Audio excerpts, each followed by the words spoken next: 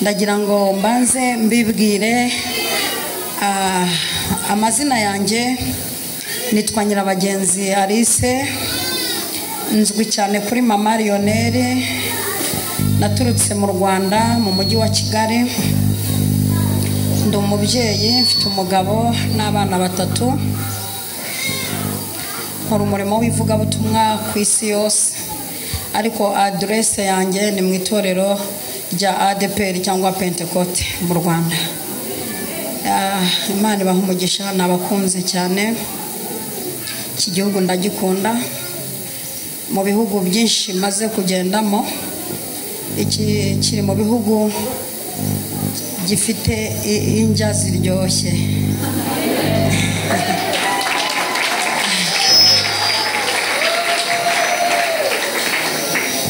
Niyo mbonye ubutumire muri iki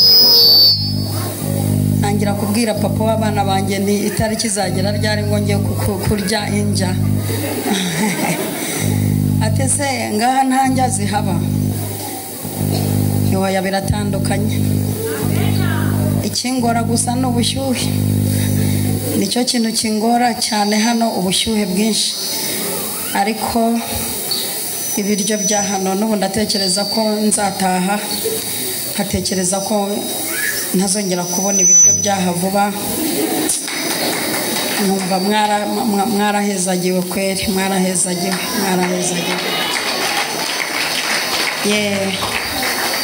By'umwihariko nakiriye abacuranzi n'abatekinisiye, ni abantu cyane bafasha ivugabutumwa, umurimo w'Imana ukagenda neza, kuko hari iyo bimeze neza numva amavuta y'Imana. Imana ibaha umugisha. Ndakwakiriye umutunzi wa piano. Imana iguhe umugisha mwinshi cyane. Uzakomera wowe, uzaba umuntu udasanzwe. Ufite ubwenegihugu bw'Abanyaburayi. Amen.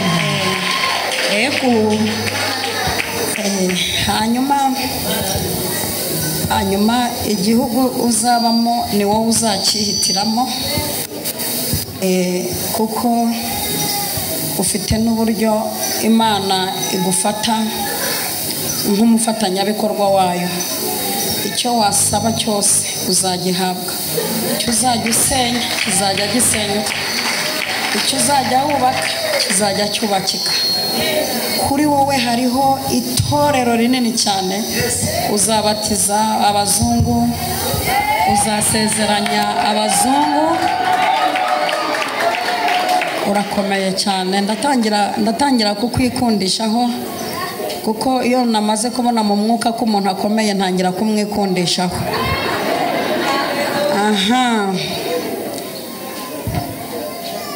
Nakire cyane umukozi w'Imana umfasha kugeza iri vugabutumwa ku isi yose. Twamaze kumenya ko igitabo cy'ibyakozwe n'intumwa kigarukira ku gice cya 28, hagomba kujyaho natwe ibyakozwe natwe. Ubwo rero ngewe kuva ku gice cya 28 kugeza ku gice cya 50 narahafashe. Aho nahanjye ubwo uzafata azafata. Iyi ni sawa kabisa. Aha ni sawa rwose. Ubwo uzafata azafata guhera ku gice cya 50 kuzamura. Ibyo bice byose narabifashe. Hagomba nanjye kujyamo ibyakozwe nanjye. Hanyuma ba Paulo ibyo bakoze byanditswe hano, natwe tugomba gukora ibintu bigomba kwandikwa n'umwuzukuru n'umwuzukuruza akajya bireba yicaye muri salo. Kuko iri vugabutumwa nkora abana banjye badahari, batangiye gutegura ibitabo byo kwandika amateka yanjye, ariko bifashishijwe n'izi mbuga nkoranyambaga. Twifuza ko ibi bintu biryoshye Imana yadushyizemo bitagarukira imbere yabo tubibwira, bigomba kugera ku isi yose. Ndagira ngo rero tuganire amagambo y'Imana. Ndaza gukenera umuntu umfasha gusoma muri Bibiliya y'Ikirundi, ndayikunda cyane. Hanyuma nasoza nanjye ndasoma muri Bibiliya y'Ikinyarwanda, Yohana igice cya 5, ubutumwa bwiza bwa Yesu Kristo uko bwanditswe na Yohana igice cya 5. Turaza gusoma duhere ku murongo wa 5 tugeze ku murongo wa 11. Adusomere mu izina rya Yesu Kristo. Turasoma Yohana igice cya 5. Uwaragwariye ku kidengeri cyitwa Betesida. 5. Hari umuntu yari afise indwara yarayimaranye imyaka 38. Yesu amubonye aryamyeho kandi amenya ko amaze igihe kirekire, aramubaza ati, wumva ugomba gukira? Uno agwaye aramwishura ati, mugenzi, nta muntu ufise wo kunyinikira mu kidengeri iyo amazi azikurutse, kuko ngira ngo ndaza uwundi akantanga gushungurukiramwo. Yesu aramubwira ati, va hasi ikorere ikirago cyawe ugende. Buno nyene uwo muntu arakira, yikorera ikirago ciwe aragenda. Ariko uwo munsi hari ku isabato. Nuko abayuda babwira uwakijijwe baterega ni ku isabato, ntivyemerwa ko wikorera ikirago cawe. Rekeraho nta kibazo. Amen. Nanjye reka nsome muri Bibiliya y'Ikinyarwanda mwumve ukuntu n'ikinyarwanda kiryoha cyane. Hariho umuntu wari ufite indwara ayimaranye imyaka 38. Yesu amubonye aryamye amenya yuko amaze igihe kirekire arwaye. Aramubaza ati, mbese urashaka gukira? Umurwayi aramusubiza ati, databuja, sifite umuntu njugunya mu kidendezi iyo amazi yihindurije nkiza undi anga kumanukamo. Yesu aramubwira ati, byuka wikorere uburiri bwawe ugende. Muri ako kanya uwo muntu arakira, yikorera uburiri bwe aragenda. Aya niyo magambo shaka ko tuganira. Ndakunda cyane uburyo iyo tuvuga Ikinyarwanda abarundi mwumva, namwe mwavuga Ikirundi abanyarwanda tukumva. Muri abaturanyi beza. Ndashaka kuvuga kuri uyu mwami Yesu wapfuye akazuka, uvuga bikaba, yategeka bigakomera. Uduhaye agaciro n'ibyangombwa by'agaciro, uduhaye ijambo mu gihe gikwiriye.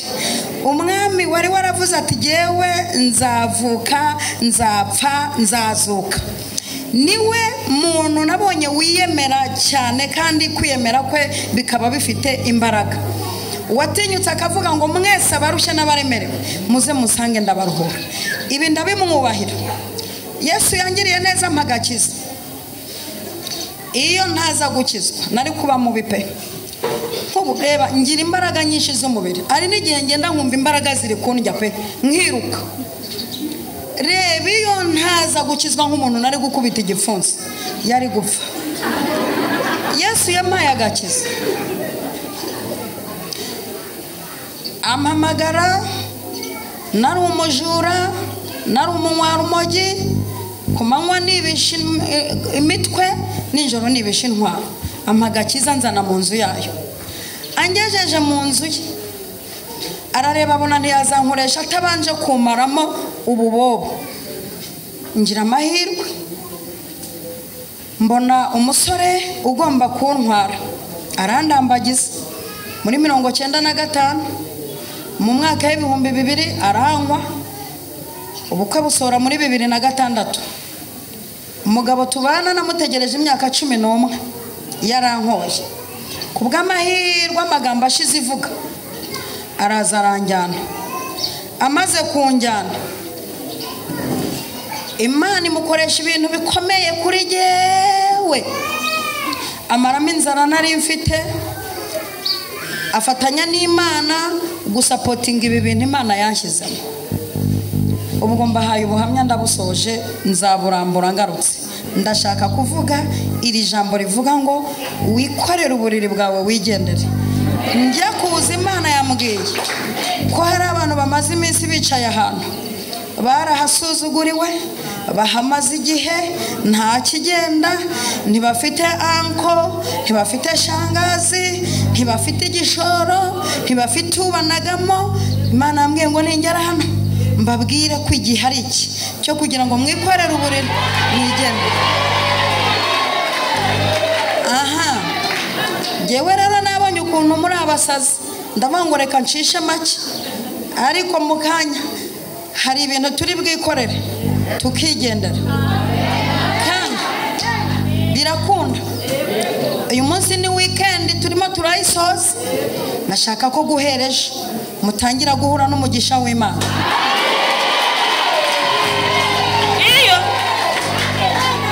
Iyo abantu b'Imana bahuye n'umuhanuzi w'Imana ubuzima burahinduka. Elisa iyo yageraga mu gihugu amazi yashaririye yahitaga aryohera. Elisa iyo yageraga mu gihugu imboga zirura zararurukaga. Elisa iyo hagiraga n'umuntu umuvuga nabi Uwiteka yahitaga amugirira nabi. Umuhanuzi w'Imana iyo yageze mu gihugu ibintu birahinduka. Reka mbabwire muvuge cyane ngo amena.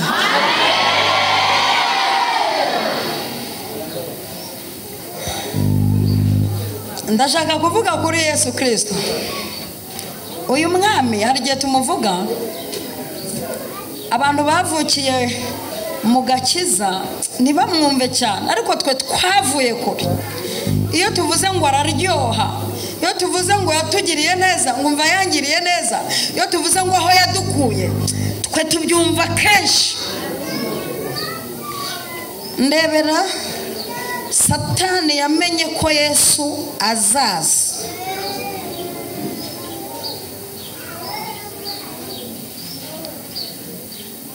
Yohereza ingabo z'abadayimoni kumutangira mu kirere.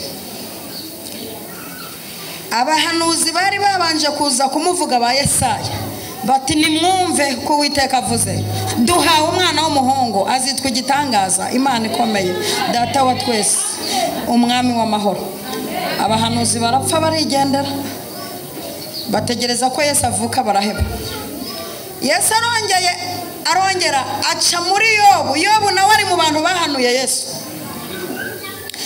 Igihe umubiri we wari wazanye ibishuti, yaravuze ati nzi yuko umucunguzi wanjye ariho kandi ko amaherezo azahagarara mu isi. Acaho arigendera. Satani aza kumva inkuru ko Yesu azaza, ashyira batayo y'abadayimoni mu kirere kuko yari amufiteho amakuru.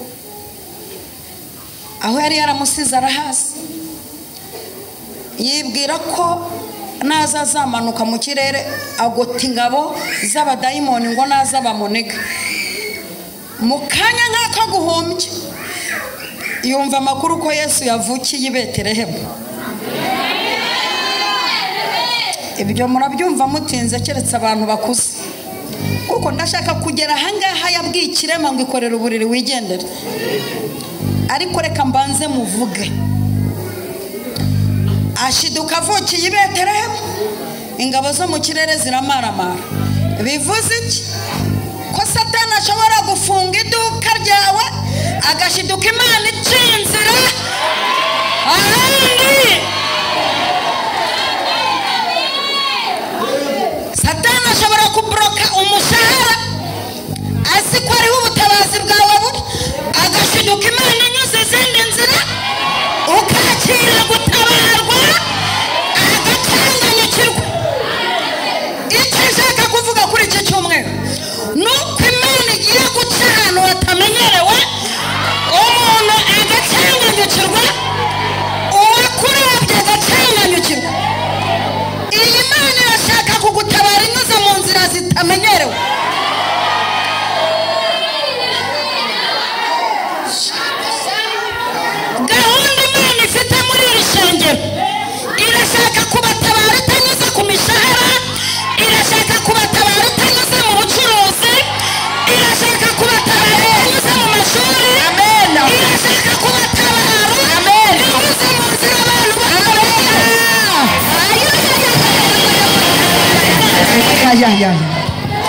amen. uyu mugabo yarazi ko kiranyuze mu kidendezi. Imana ikora ikinyuranye abantu bamenyereye, niko igiye kubigenza, igiye gukora ikinyuranyo.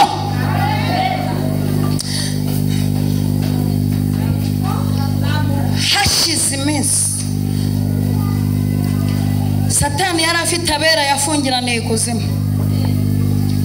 Abo bera bari bafite ibyiringiro,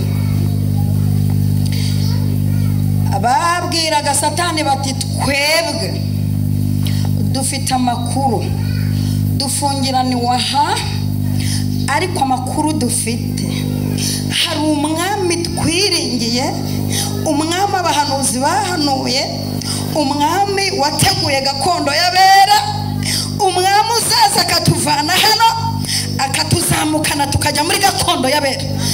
Twebwe nawe akavuga dufite ibyiringiro.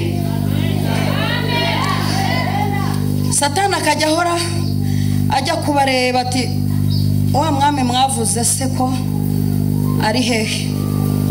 Nibwo Yesaya yagize gutya arapfa aramanuka abwira abera ati nsize muhanuye umwami azaza, yewe ndamuhanuye.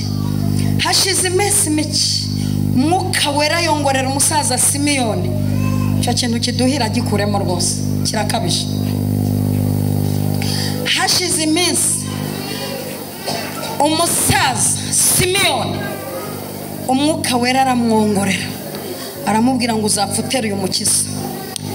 Simiyoni yinjira mu nzu y'Imana ashaje, arangije aterura umukiza, aravuga ati noneho Mana usezerere umugaragu wawe amahoro. Arangije Simiyoni arapfa, amanukana ubutumwa ashyira abera Satani yafungiranye, arababwira ati nimuhumure, ibi biganza byanjye biramuteruye, uyu mwami azaza azatuvana hano.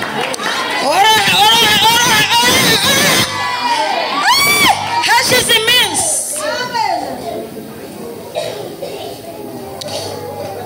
Yohana atangira ivugabutumwa, abwiriza abanyabyaha, ageze ubwo ababwira ati mwabana b'inshiramwe, ninde wababwiye guhunga umujinya uzatera? Ngo arangije abatiza abantu, abatije abantu arababwira ati nyamara jyewe inyuma yanjye ndi kumva imirindi y'umukiza uzababatirisha Umwuka Wera. Yohana arangije abatiza Yesu, abatije Yesu arapfa, aramanuka abwira abera ati size mubatije, uyu mwami twiringeye arahari, Satani agabanya akavuyo, azaza azatuzamura. Hashize iminsi Lazaro w'i Betaniya arapfa, amara iminsi ine arimo abwira abera ati uyu mwami arahari, please arahari. Nsiza akiza abagore bamaze imyaka 12, nsiza akiza abaremaye, nsiza azura, nsiza ajya kwa Yayira agazura agakobwa, nsiza arimo yirukana abadayimoni, kandi amakuru afite nuko azapfa akaza akatuzamukana. Hanyuma Lazaro umunsi Yesu ajya kumuzura i Betaniya yabwiye abera ati arampamagaye bayi, uyu mwami arahari, ndashaka kugera ku gihe cyo gupfa. Apfuye aragenda azukana abera arabazamukana. N'izi saha barimo barabyina igisirimba bategereje ko natwe tuzabasangayo. Ndashaka rero kuvuga imirimo Yesu yakoze. Umuntu utarakira umwami Yesu yicaye muri iri teraniro amenya ko afite umwaku w'igihe kirekire. Ubona twageze muri Yesu twumva hajemo akantu k'akanyamuneza, akantu ko kwimwenyuza, turidegembya. Muri Yesu twagize amahoro. Umuntu utarakira umwami Yesu uri muri iki gihugu kiryoshye gutya waba uri umuteramwako. Abamumenye yaduhaye ubushobozi bwo kuba abana b'Imana.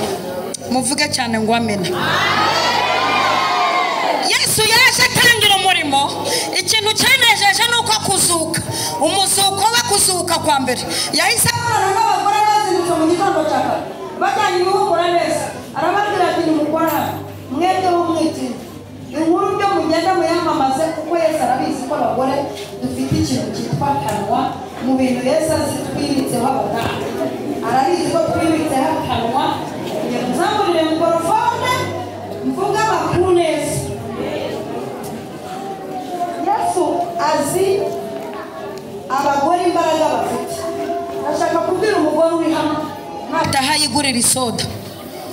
Yesu azi imbaraga abagore bafite, niyo mpamvu yarebye aravuga ati bararenganye nta jambo bagira, reka mpfe, nimara gupfa mbaho uburenganzira umwenda ukingirije ahera utabutsemo kabiri, abagore natwe turinjira. Ari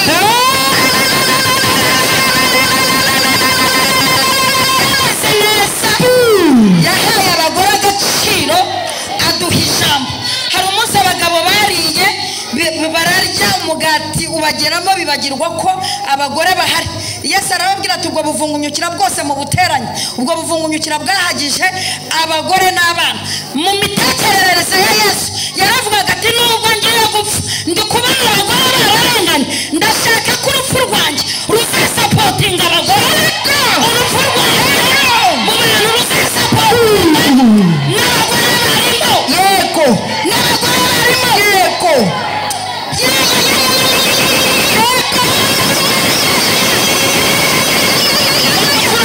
Yego wa mucuranzi agiye he? Turimo icara ku nanga tugeze aho inanga ikenewe. Nyaruka mutadukura umwuka. Yesu umva, Yesu we wakunze abagore uranabigaragaza. Yesu we kiri cyubahiro. Yego wakunze abagore imbaraga uranabipfira. Upfu batekereza, upfu ureba akarengane bagira batagera mu rusengero, amakuru babwirira hirya y'urusengero. Abagore nta gaciro, abagore nta jambo, none babaye abarevera, abandi baba abapasiteri.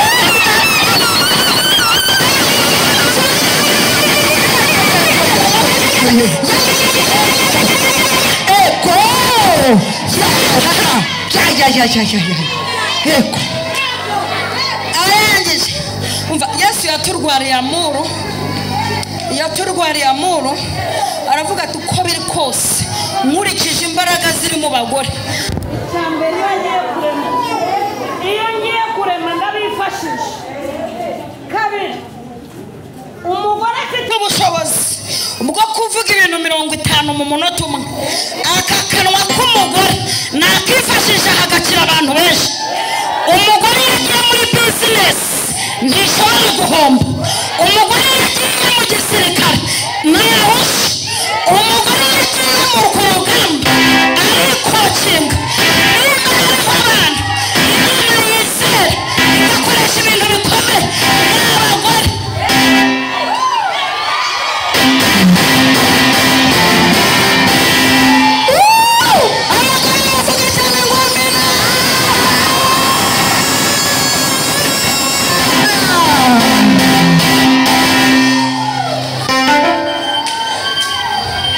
Zamuka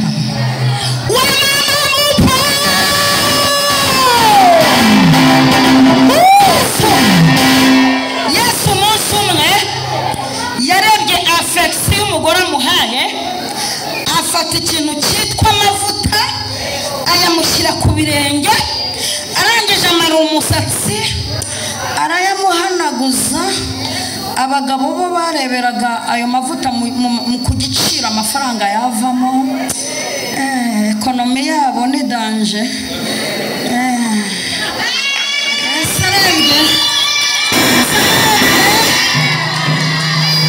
Aravuga ati uyu mugore usutseho aya mavuta akamenura n'umusatsi we akayampanaguza, misemo y'isezerano azamenyekana mu gihugu hose,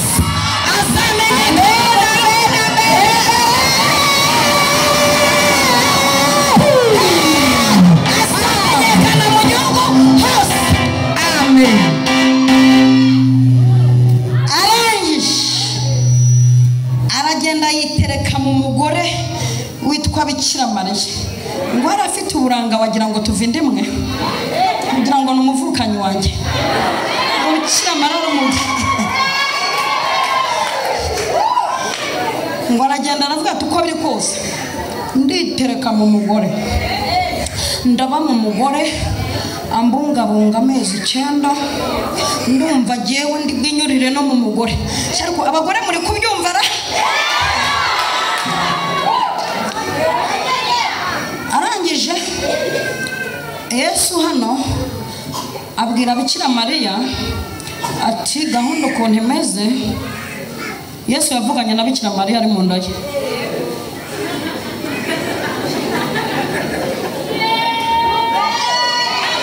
Yabwiye Bikira Mariya ati wowe fata umuhanda hari mu kwezi kwa 6 muri uku kwezi turimo ugende kwa Elizabeth ndavuganirayo nawe. Maze ngo baragenda.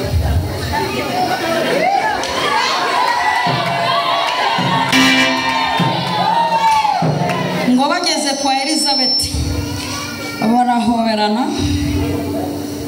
Ngo Yesu arangije ahita yisetinga yikonegita na Elizabeth aramubwira ati hanurira uno mugore Bikira Mariya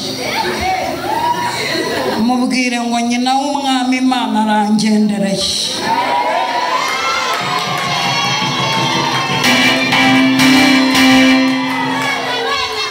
Hashize iminsi Bikira Mariya yari afite umusheri witwa Yosefu. Yosefu agiye kubonabona inda y'umwami Yesu igezaga atangira kumubenga rwihishwa. Yesu avugira muri inonda abwira Yosefu ati gasopo shaka umugore inda twite ni y'umwuka wera ntabwo ari ikirara. Shaka umugore nuko namwifashishije ngo nzacungura abari mu isi abagore bagira agaciro.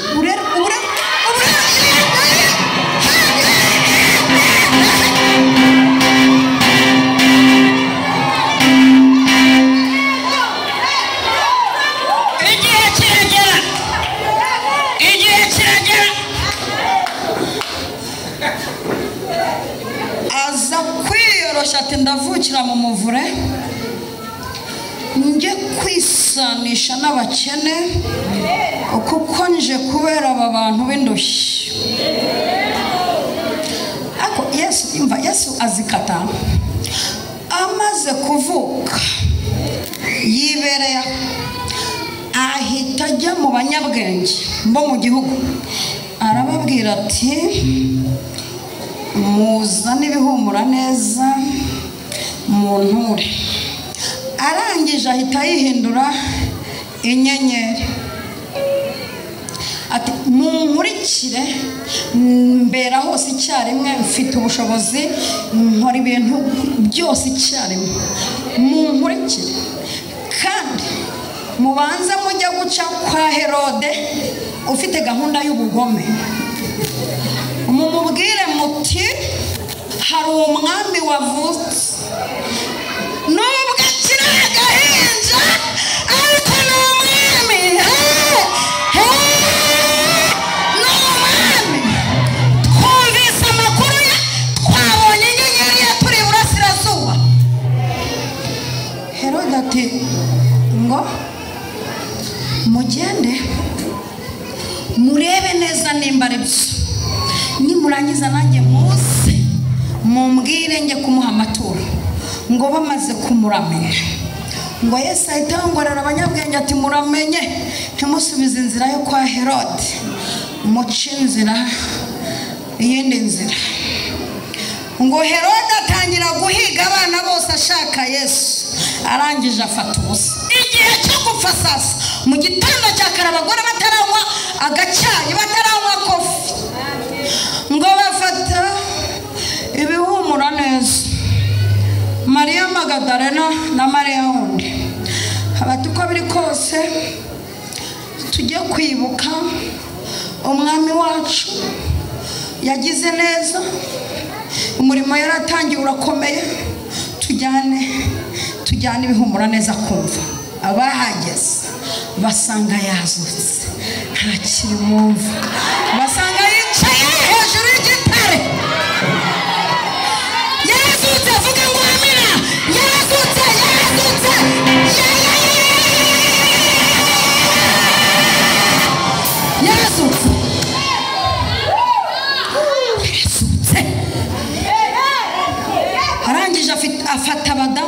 mu ntoki ati mwebweho mwitinya, mwitinya. Ndashaka ko umugore uri aha ngaha ashira ubwoba. Mwitinya. Mwebwe nimutwita n'inda abarozi bakaziroga zikarenza amezi 9, mwitinya. Nushaka n'umugabo ugasanga ni kabutindi, mwitinya. Wowe nujya no mu murimo w'Imana bakakurwanya, mwitinya. Wowe nujya no gucuruza ukabona abarozi bashikoye, mwitinya. Ubu ntabwo batugira. Yesu yatumaze ubwoba. Yesu yatumaze ubwoba. Yesu arangije muri misiyo yamuzanye, yaje gukora ibinyuranye n'ibyo abantu batekereza. Ndashaka kugera kuri iri jambo twasomye. Hari umurwayi wari umaze imyaka 38 aba ku kidendezi, atagira umuntu n'umwe umusapotinga, ariko turashimira abantu bamuzanye bakamuterekaho. Abantu bakubwirije ubutumwa, turashimira umushumba wafunguye urusengero, abantu mukinjira mukicara ku kidendezi. Uwakuzanye akagushyira aha yarakoze. Umurwayi aragenda yicara ku kidendezi, kikihinduriza. Reba kondisiyo y'ikidendezi cyihindurizaga, uwajyagamo mbere yahitaga akira. Ubu dufite abantu babonye ababanaga mu kidendezi barakira. Dufite abantu bene wabo bahaye igishoro barakira. Dufite abantu bene wabo bubakiye amazu bava mu gukota. Dufite abantu bagiye bagira ababasapotinga. Ariko wowe uri hano, hari sapoti y'Imana, hari sapoti ya Yesu ije itandukanye n'iy'abantu. Vuga cyane ngo amina. Arangije Yesu arahagera. Ahagera afite amarezo y'umuntu uri ku kidendezi, wabuze umujugunyamo, wabuze umurwaza, wabuze umugemurira, wabuze umugurira agasoda, wabuze uguha igishoro, wabuze ugukunda, wabuze ukugurira agakwembe, wabuze. Aza muri we afite umuntu aje kureba wabuze hepfo no haruguru. Ahageze yaje ari wareba, aramubwira ati uraho neza? Undi ati ndaho. Urashaka ko nkugererana? Nukuvuga ngo uyu muntu wari wicaye ku kidendezi yarazi Yesu neza. Niyo mpamvu yabajije ati, yamubajije ngo urashaka ko nkugirirane? Arangije atangira kuzana ibintu by'amagambo. Urabona maze imyaka 38 singira umuntu njugunyamo hano. Ikidendezi kihindurije, abafite bene wabo babajugunyamo, jewe singira ushyiramo. Nejo cyarihindurije mbura umuntu nagamo rwose. Jewe urashaka ko nkugirirane? Yesu arangije aramubwira ngo ikorere uburiri bwawe wigendere. Ngo korera uburiri? Oya, ndashaka ko noneho tujya muri analize. Uyu muntu ubwiwe ngo niyikorera uburiri agende, afite ubumuga, ntahagarara, ntabuja, ntagira atya. Abwiwe we ku giti cye, nta muntu uri bumufashe. Ikorera uburiri wigendere. Aha harimo iki? Harimo gukira direct. Harimo ubundi ari igihe umuntu arwara akabanza koroherwa, agafata kamitende, ejo akabyuka, ejo akongera akaryama, ejo akongera akagenda metero 3, ejo bundi akongera.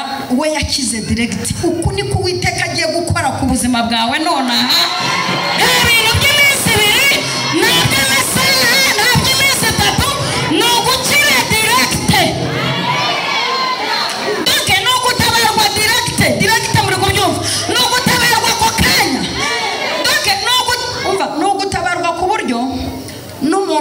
uzabwira ko wamaze igihe kinini ufite ubumuga atazabyemera, no gutabarwa ku buryo n'umuntu uzabwira ko washonje atazabyemera. Donc no gutabarwa ku buryo n'umuntu uzabwira ko wahoze uri umushomeri adashobora kubyemera. Donc no gutabarwa ku buryo ibimenyetso by'imibabaro bitazongera kukugaragaraho. No gutabarwa ku buryo isura y'ubupfakazi itazongera kukugaragaraho. No gutabarwa mu rwego imbaraga z'ubupfubyi zitazongera kukugaragaraho. No gutabarwa mu rwego umuntu bazajya bamuha ubuhamya ntabyemere. None se reka twumvikane, ubwanjye ndi ubuhamya bw'ibyo mvuga. Ngewe nashatse umugabo mpima ibiro 41 muri 2006. Umuntu yandeba akamona ndwaye sida, nakanura ukabona ndareba imirari, kandi mu bagore 5 bakanura neza mbamo. Umuntu yandeba akabona nta sura. Muri 2006 ejo bundi Imana inyihereye umugabo, umurimo wa mbere yabanje gukora ni ugukuramo inzara nari mfite inzara. Yesu we, uzi ko inzara kurya n'umugongo kumvira ikumanya we. Nari mfite inzara ku buryo narebaga ibiryo nkumva ubwoba buranyishe, ubu nzarya koko. Umugabo ndebye namushatse afite icyo bita $1, abona narashonje kweri. Ndamubwira nanjye mubwiza ukuri ndugu tuvugana, mfite ibirarane by'inzara, uwamvura inzara mfite navamo umugore. Umvuye inzara mfite naza kubyarira umusaruro, nakubyarira abana, nakorera amafaranga n'ubwonko bwazuka. Aturashaka kurya iki, ntihera mu biryo by'abana, sinigeze ndya ibiryo by'impenja. Aragenda ngurira serelake,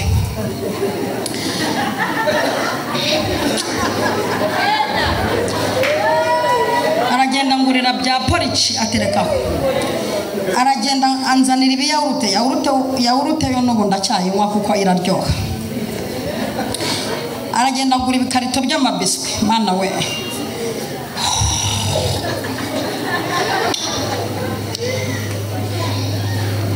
Aragenda ngurira amata. Yo, ndibuka ko umunsi njya ngahaga natangiye kumva ubuhanuzi muri jyewe buhindutse. Nahoranaga ubuhanuzi bwa ibagiriye nabi, irabahangira batwitsi bavuniye umuheto, irahagurutse mubonye ishyano. Nibwo buhanuzi bwambagamo. Maze gushira inzara numva ubuhanuzi bumeze nk'ubw'aba bamarayika bageze kwa Aburahamu bariye, bamaze kurya inyama, kiridi bageze mu ryinyo, batangira kuvuga ngo undi mwaka nk'iki gihe muzaba mukikiye ubuhanuzi butarimo inzara. Nta buhanuzi bubamo inzara ngira. Aho ngeze ibitangaza birakwereka kuko Uwiteka yarabihinduye. Imana izabarinda abahanuzi bashonje. Umuhanuzi ushonje ahanura amakuba, umuhanuzi ushonje ahanura imyeko. Imana izabarinda abahanuzi bafite inzara.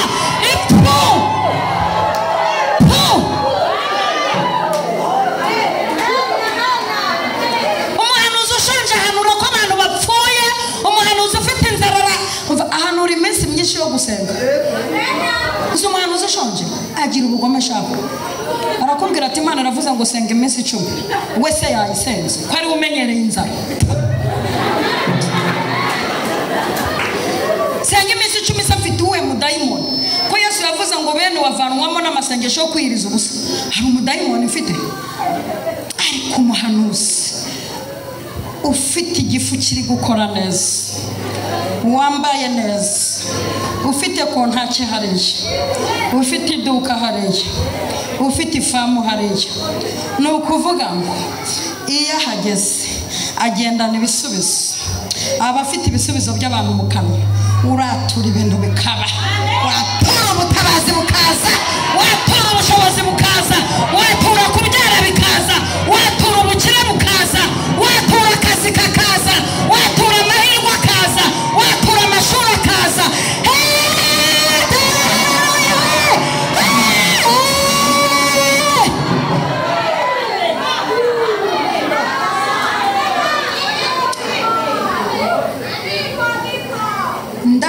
ushobora gusubizwa bitandukanye n'ibya nyoko, ibisubizo bitandukanye n'ibya mama wawe. Nibyo natuye hano.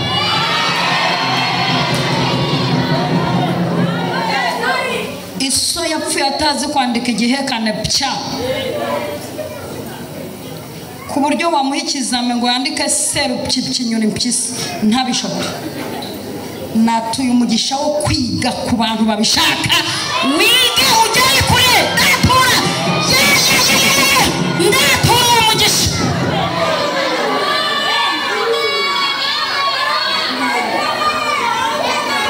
Haguruka haguruka nkubwire, haguruka nkubwire, haguruka nkubwire, haguruka nkubwire, haguruka nkubwire.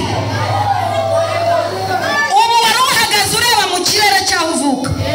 Hindukira nkwerekeze mu kirere cyo kwa Aburahamu. Hindukira nkwerekeze mu kirere cyo kwa Aburahamu. Nzogeza izina ryawe, nzaguhindura ubwoko bukomeye, nzakubakaho, nzagutabara, nzagukomeza, nzaguha uburame, nzaguha ubukire, nzagutuza mu bakomeye, nzaguhindura ubwoko bukomeye. Tera haleluya cyane.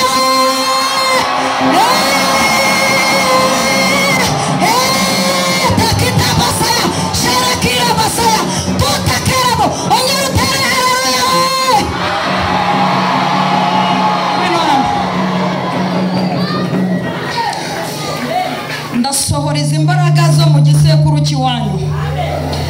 Iyi myuka igutera ikugagaza, izi mbaraga z'abadayimoni ndatura kubohoka. Rekura ubu bwenge, rekura ibi bitekerezo, rekura uyu mutima wafashe, irekura uyu mutima, aya maraso yongera atembere neza. Rekura wambaraga mbiwe, mazina yawe nyambuye abagome, foto yawe nyambuye abakonekone. Ndategeka tera bosaya, mbaraga z'Imana kongera kurema, ngingo ziba nzima, amagufa abe mazima, imitsi itembereza amaraso neza.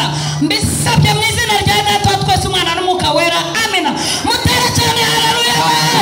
Tera bosokotaya shari tutaya bakora.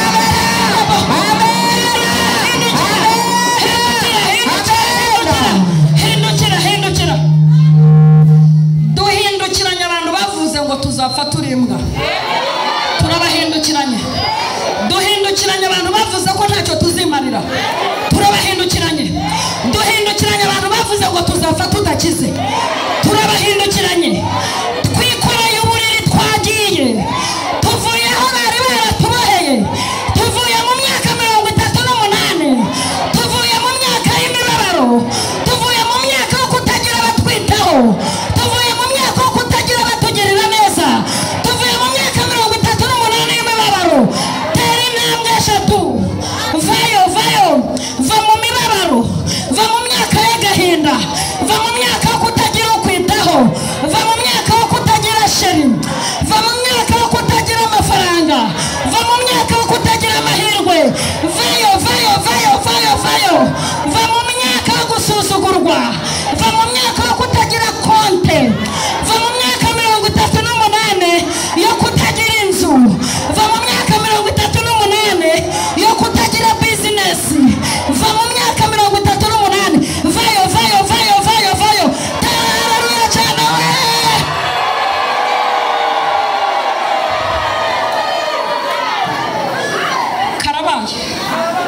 Karabaye pe. Kabashi. Data twese uri mu ijuru. Myaka 38 yo bene wanyu baragucitse kubera ko bazi ko ntacyo ufite. Myaka 38 baravuze ngo nta sheri uzabona. Myaka 38 wicaye utagira umuterankunga. Imyaka 38 wicaye utagira umuntu ukubwira ngo akira akazi. Imyaka 38 ndaje twikosantare. Yesu yarangije kugera aha. Ndaje twikosantare. Tuve mu myaka 38. Myaka 38 wicaye warize sha. Myaka 38 warize kubara imibare ukaba utagira amafaranga ubara.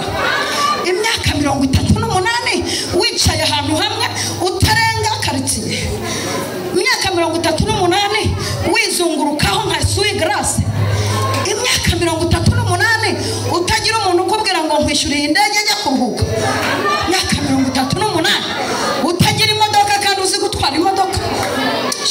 38 ndaje nkubwira imyaka 38 uhaguruka ugenda uhaguruka ugenda uhaguruka ugenda uhaguruka ugenda ibintu byawe byapfiriye mu myaka 38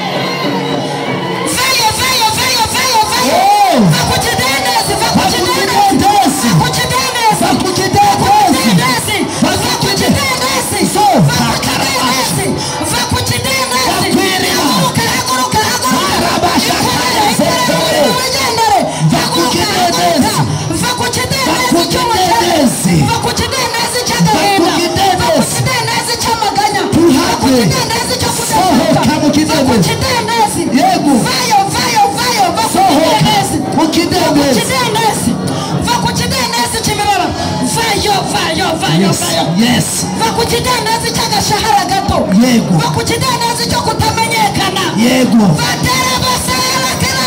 Zone. Shakara basakota. Tutara. Kireze. Zine. Kira basakota. Arabashaka. Fire fire fire. Vakuchidandazi cyo kutambara. Yego. Vakuchidandazi cyo kutagira inzu. Irabashaka. Vatera basaya. Turebo. Kera basako. Turebo. Fire. Fire. Yego. Fire.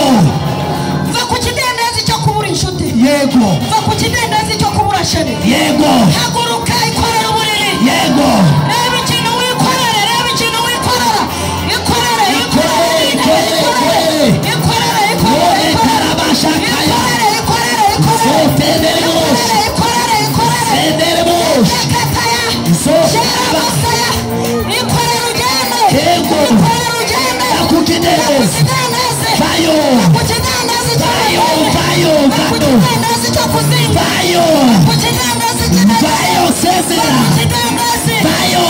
Pasaya. Merepare. Kirede. Vidaraboshi. Sotenemo. Arabo.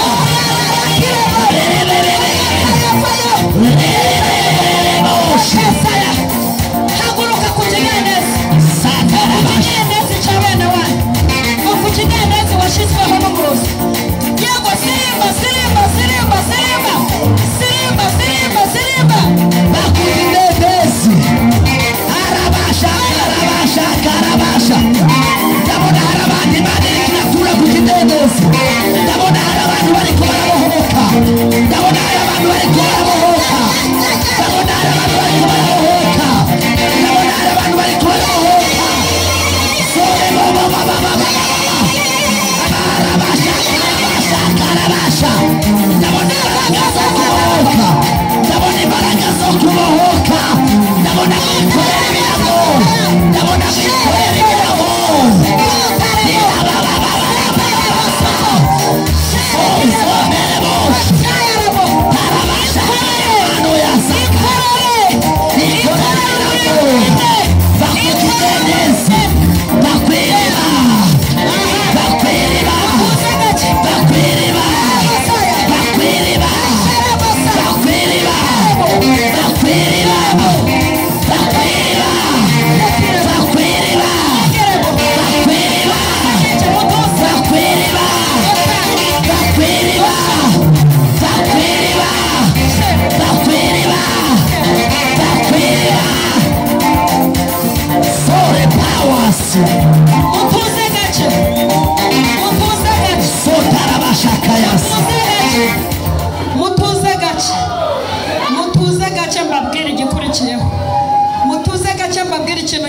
Agacerere mu mbiri gikurikira. Mugiye gutera intebe.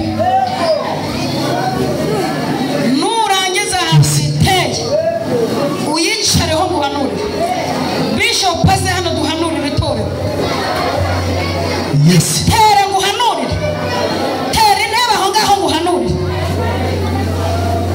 Aha hantu Uwiteka agiye kukwicaza. Tere intebe uyicareho muhanurire wicaye. Ndashaka kukwicaza ahantu utazahagurutswa.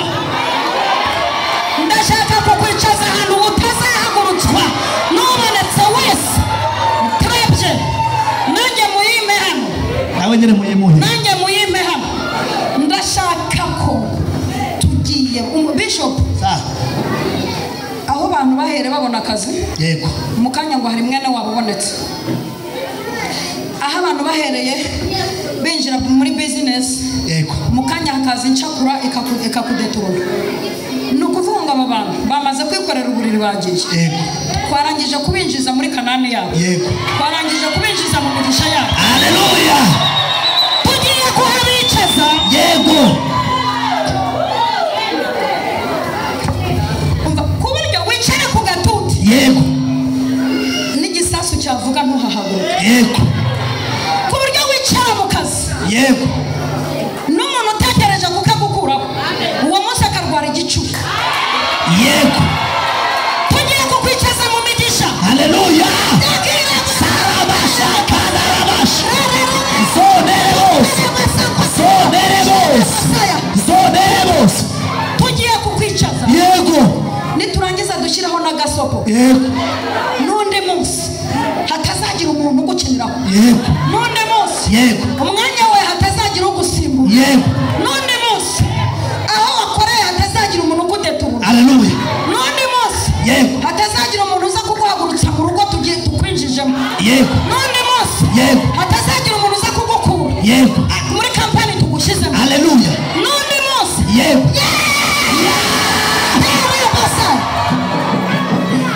turakwicaza yego ku buryo n'uzaza yize amashuri arutayo wize utemerewe kukavamo yego karanamana ndakumva tugiye kukwicaza muri vile kukwicaza tugiye kukwicaza mu ruganda yego tukwicaje mu bushobozi yego tukwicaje muri kampani yego tukwicaje muri biro yego tukwicaje mu ndege haleluya tukwicaje mu rugo rukomeye yego mu rugo rukomeye mu rugo rukomeye tukwicaje mu rugo rukize yego tukwicaje mu migisha tukwicaje muri konti z'amadolari z'amadolari ku buryo nihaza n'umurozi uvuye muri Nigeria yego atazohaguhaguruza iyo ababyari rwanyu mwari gukora amashyi menshi cyane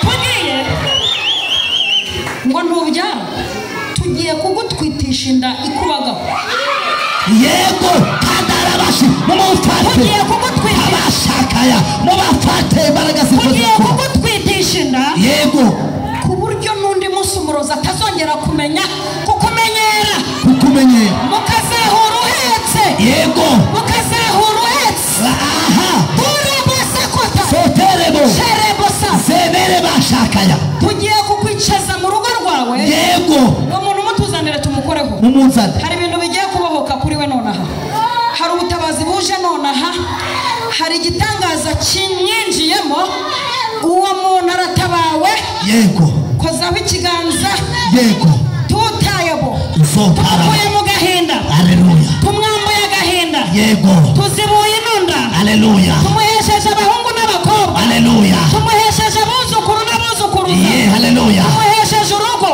yego ibi ni ibiganza by'abatambyi yego ibi ni ibiganza by'abatambyi yego ibi ni ibiganza bizibura inda haleluya ibi ni ibiganza byacikiye haleluya ukikije haleluya aheke abahungu n'abakobwa haleluya nitabarwe netaraba uyu mwaka haleluya igitangaza cyihuse yego muri uyu mwaka ubutabazi ndabona igitangaza ubushike ndabona guhirwa haleluya ndabona gutabarwa ndabona guhindurirwa izina yego ndabona kuba nyina w'abana haleluya ndabona kuba nyirakuru w'umwuzukuruza esedeboshi ndabona kuba nyirabubu haleluya haleluya ziteremos andaba igisuzuguriro kimukuweho yego uvuye mu myaka 38 yego uhagurutse ku kigero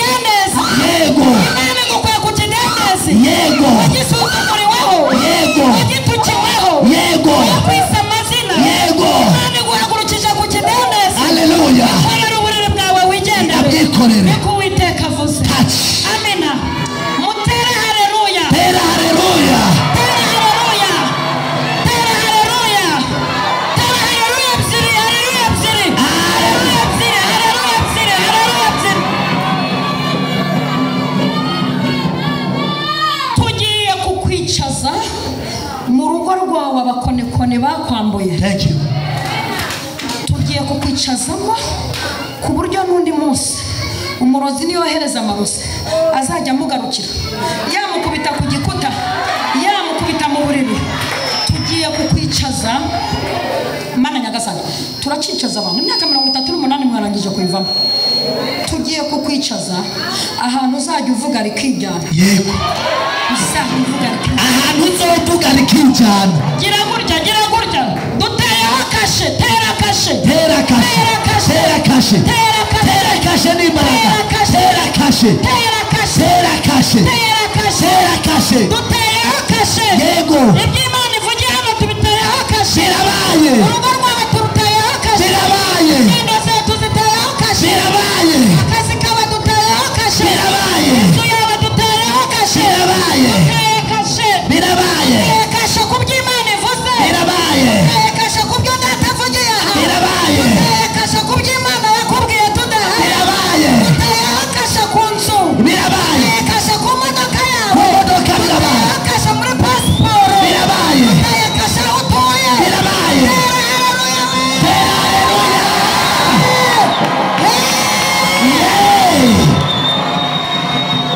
Ngiye kumva ndacyakwicaza.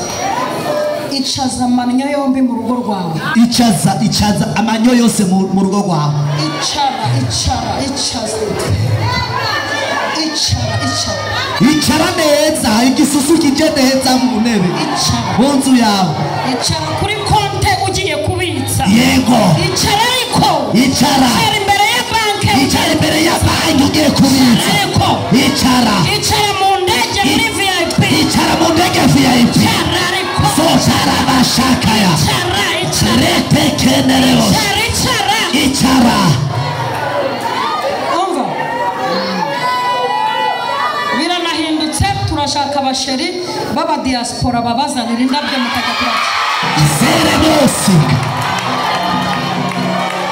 Abakobwa mbicaje mu ngo zirimo amafaranga. Ingo zirimo amahera. Mbicaje mu nzu nziza ndahakwicaje. Ingo za feke bayi. Bayi Ubukene. bayi Ugukodesha. ubukene abapangayi bayi bamuzu yawe bamurupangu rwawe bamumodoka yawe zetarabasha. Tadeke. Ngiye kukwicaza nshyireho na sumaku. Ngiye kuguteresha sumaku mu byawe. Imyaka 38 abarozi bamaze baguciniraho. Wicaye ahantu hamwe utaharenga. Iwanyu nta uri indege ndayikuriza. Urayurira nyine. Yewe nawe ni muyikuriza ukayurira. Yewe nyuriye inshuro nyinshi kandi narahingiraga amafaranga. Maze kurira indege inshuro nyinshi n'ubu ndava hano mpita njya muri vacances. Kuruhuka mu gihugu cya Nairobi ndagenda n'indege. Komera amashimana w'izina rya Yesu. Ugomba kurira indege kuko bivuzwe n'amavuta. N'amavuta. Bivuzwe n'amavuta. N'amavuta. Ugomba.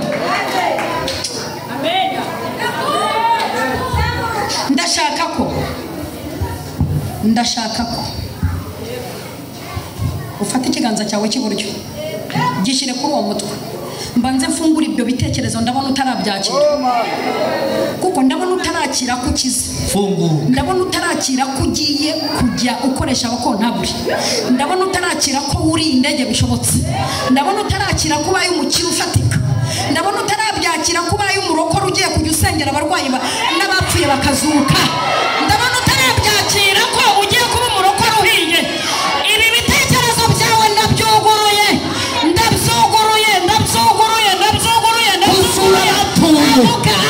Tuzoja kumpanda tubazure. Yego. Nukuvuga ngo inzira zerekeza ku mpanda wowe ntazo ufite. Inzira zerekeza ku irimbi kugushyingura ntazihari. Kuko bari bagutegeye mu myaka 38 ngo bakurangize. None wayivuye wayivuyemo sinzapfa nzabaho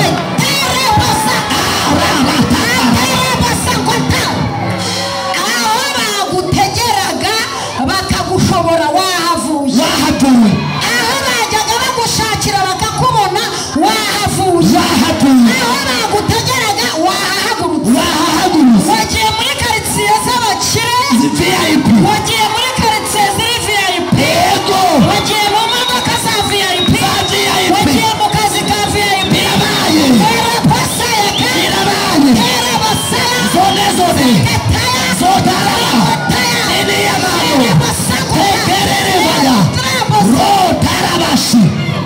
uriya mudamu uri kwifata mu mutwe wambaye move udizayiningishije umuhondo hano hari inyuma mama Estera ingo nyaruka ihute ndabona uwiteka arimo akora kuri ayo mabere yawe ndabona arimo akora kuri ayo mabere amaze iminsi akurya ayo mabere amaze iminsi akurya Imana igukirije imisonga yari irimo ihamagara kanseri si uko mbona ugenda nk'umukire kandi utandusha ubukire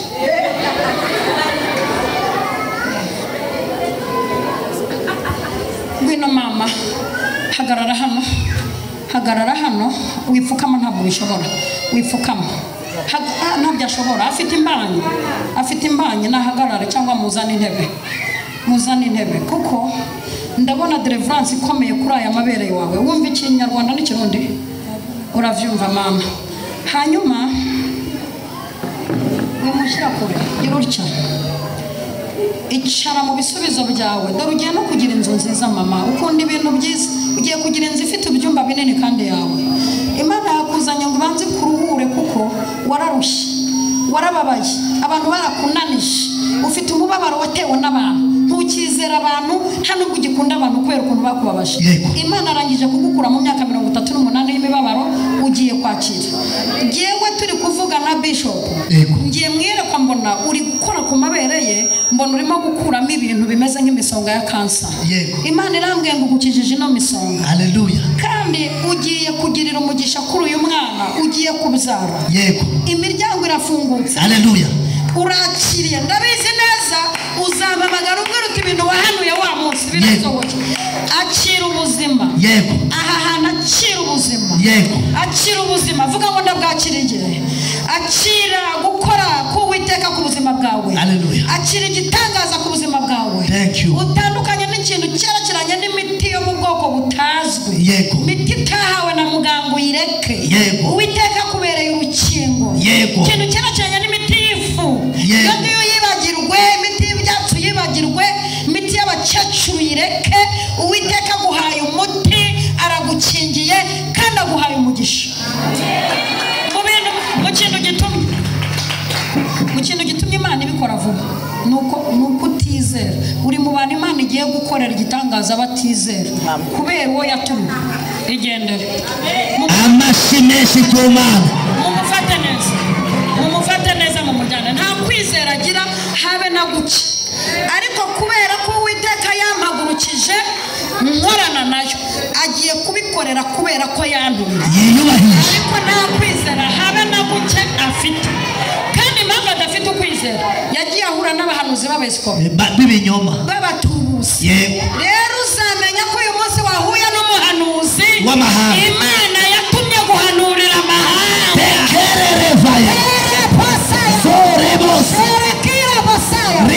ikiganza cyanyu nyambitseho kontake haleluya abagabo barahambahesheje inzu ifite uretse mbivuge ntuje birakomeye reka mbivuge ntuje ndi kubona hano hari abagabo barimo bakira imfunguzo zipima ibiro 5 imfunguzo zipima ibiro 5 urumva zifungura akazu ka feke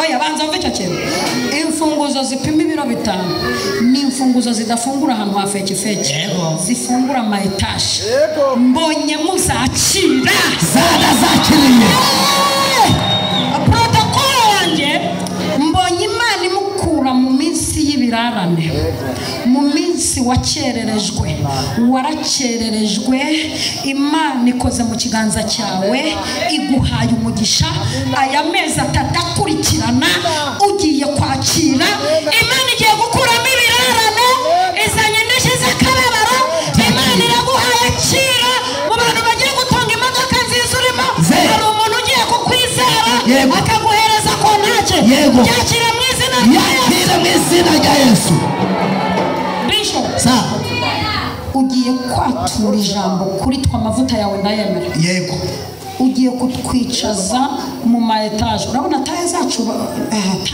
urabona ziberanye no kuba mu ma etaje umuntu akajya areba amapisine hepfo aho umuntu akajya agenda taye zacu ziberanye no kuba mu rwego rwo hejuru ugiye kutwicaza mu ma etaje haleluya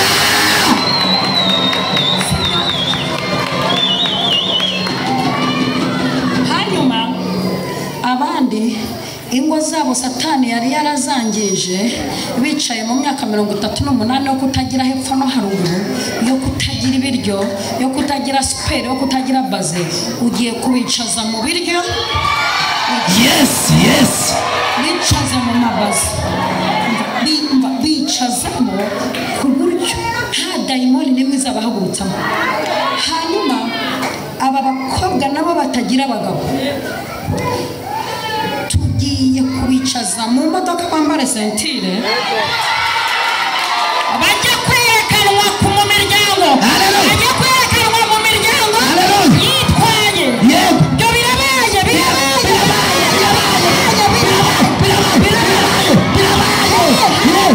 hanyuma abo basore nabo mumaze igihe nta kantu mufite abasore mumaze igihe nta kashi tugiye kubaha ubukire ku buryo ujya kwa sobukwe gutanga inkwano witwaye mu kimodoka cyawe nushaka ibirahuri uzagenda wabimanuye cyangwa wabizamuye n'uburenganzira bwawe ugiye kubicaza muri ibyo bintu bicaza yego abasore ba feke uyu munsi mwakira igitangaza mu yego hanyuma igihe uri mu bicazamo nanjye ndafata abana bawe bose abana banje bose abo wabyaye n'abandi uteganya kubyara ngo nabo uzabyara ngiye kubasengera basengera ndashaka uruyoya uruhinja rwose rwakira ndagwakira hanyuma rero aba bana tugiye kubicaza muri bya bihugu bya hatari by'ibikire ku buryo uzajya ujya gukorera vakansi mu gihugu ushaka ku buryo bazajya baza ari uko ubakumbuye ku buryo bazajya bafinansa insengero kuko mu bana bawe harimo n'uzakubakira urusengero rwa etaje ndabicazayo ndabicaza mu bushobozi bw'inzu ndabicaza mu bushobozi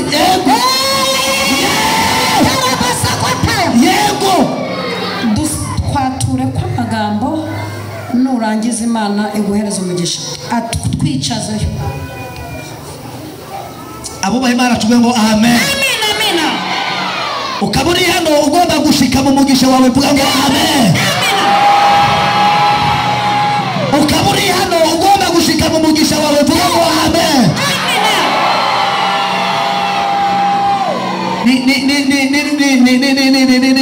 nimuvuge ngo haleluya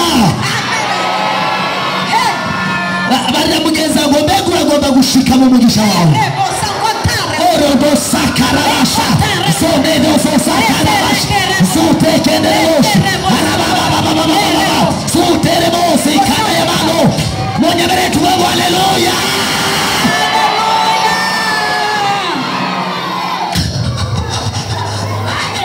amena karabaza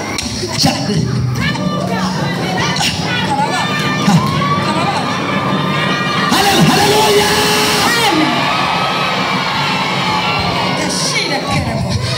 hari ibintu bigira bikoreke nuko Imana imbwira ngo ibyo yatuye ngira n'abature ko si by'ejo ni by'uyu munsi bica biba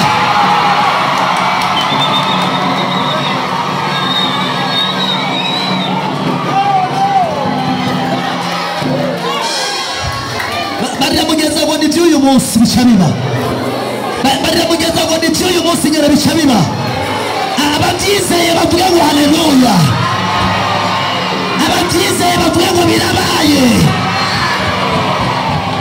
Ndatura mwami Yesu, subiramo. Mwami Yesu, kubw'ijambo ry'abavugishwa bawe turakiriye igitangaza cyo kwicara mu bidasanzwe. Guhera iyi saha birabaye, birabaye.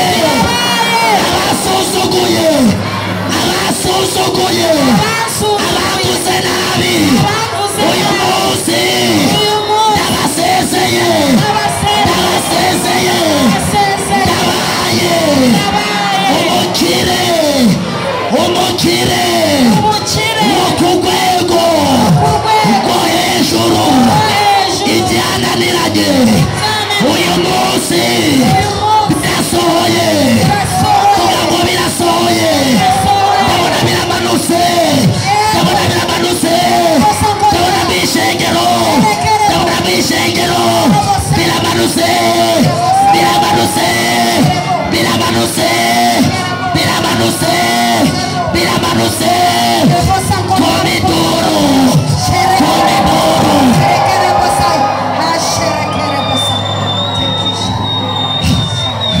Haleluya. Ndikubona buri muntu wese ari hano muri kino kibanza yakira kado iremereye, kado iremereye. Ntabyo wumvise? Ndikubona wakira kado iremereye, ndikubona wakira kado iremereye. Haleluya. Muri izi mbaraga zo kwatura mbonye uyu mudamu afise umwana w'umuzungu aza muheza no mw'ishengero. Imana ikoze igitangaza, Imana ikoze igitangaza. Mumurekure, mumurekure, mumurekure, mumurekure. Imbaraga, imbaraga, imbaraga, imbaraga. My God, thank you Lord, thank you, thank you, thank you, thank you. Rimwe kabiri gatatu, igitangaza kaba. Tuwe haleluya. Uzi ibintu ndikubona, ndikubona abamarayika baguterura bagushira hejuru. Numva ijwi ry'Imana rirambwira ngo abari bamaze iminsi bagendanye agahinda uyu munsi mwakira umunezero, uyu munsi mwakira umunezero. Urakoze mwami Yesu, ko mboze icyo umushumba-kazi wabavuze. Natuye ijambo ryo guheza, ndabateretse mu maetaje, ndabateretse mu mavewiti, ndabateretse mu ndege VIP, ndabateretse mu maduka, ndabateretse mu mabazerishi, ndabateretse mu makositime meza. Abigeme babona abagabo beza, abamama babona imitahe, abana babona amashuri meza, abahora biga kuri avemare turabasohoye, tubajanye muri vine, muri VIP, muri VIP, muri VIP. Abana bacu bigane n'abana b'abashikiranganje, bigane n'abazungu, bigane n'abakoreya, bigane n'abahindi. Zotara babaya, zotara babaya, zotara babaya. Bamire muri burayi, bame mu ndege, kubera Imana bikoreke, kubera Imana bisobanuke n'izina rya Yesu. Amen. Amen. Twasoje, twasoje. Ndagira ngo umuntu wambaye, ndabizi nzagaruka vuba, ndagira ngo twakire umujakazi w'Imana wampaye gahunda, asubirane gahunda. Mu bintu Imana ikoze ikijije indwara, nta ndwara isigaye muri iki kirere. Mu bintu Imana ikoze itanze imbaraga zo gukiza. Yewe ahantu nakoreye ivuga butumwa, naho ntahamagara umunyabyaha ngo naze hano yature. Imbaraga zimuha agakiza zimwinjiramo. Kandi uru rusengero Imana yujujemo abantu benshi, uru rusengero Imana yujujemo abakomeye, uru rusengero Imana irutangiye amatangazo. Haleluya. Uru rusengero Imana irutangiye amatangazo. Yego. Uwiteka hari abantu bahamagaje ikivugirizo, yego, bahamagaje ikivugirizo, nibaze ikivugirizo gihamagara abakuru. Haleluya. Aba hafi nitwe tuzabihamagarira. Haleluya. Ikivugirizo cy'Imana gihamagaye abakuru. Haleluya. Mwakire gukira. Yego. Mwakire urukingo. Haleluya. Mwakire urukingo. Haleluya. Urw'indwara nyinshi, urw'indwara ziremereye, urw'indwara zidakira. Mwakire cy'amaraso Yego. icyo cyavuyemo. Haleluya. Ufite ikibazo cy'umuvuduko Haleluya. yakize.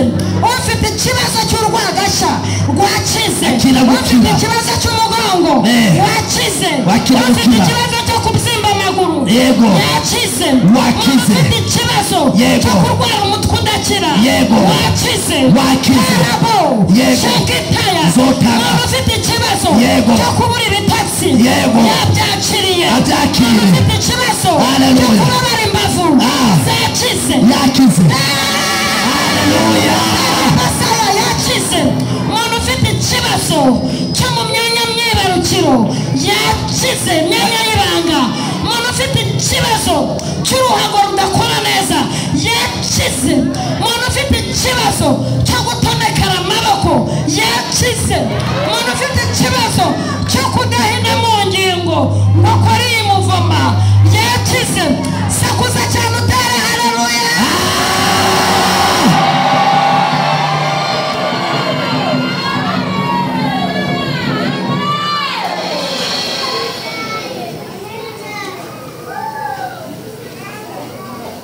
Babana ba Apotre Batse muyaruke.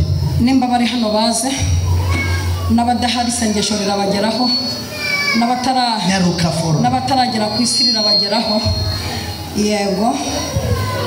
Amva uyu we rwose gushakana n'abazungu ndabibona. Yego, ndashaka umukwe w'umuzungu. Kuva byabere ni kera. Ndashaka umukwe w'umuzungu. Ndamurose. Ukazokundana n'umurundi wewe. Mwamenye n'ibihe. Aba bana mbaremyemo ubumwe.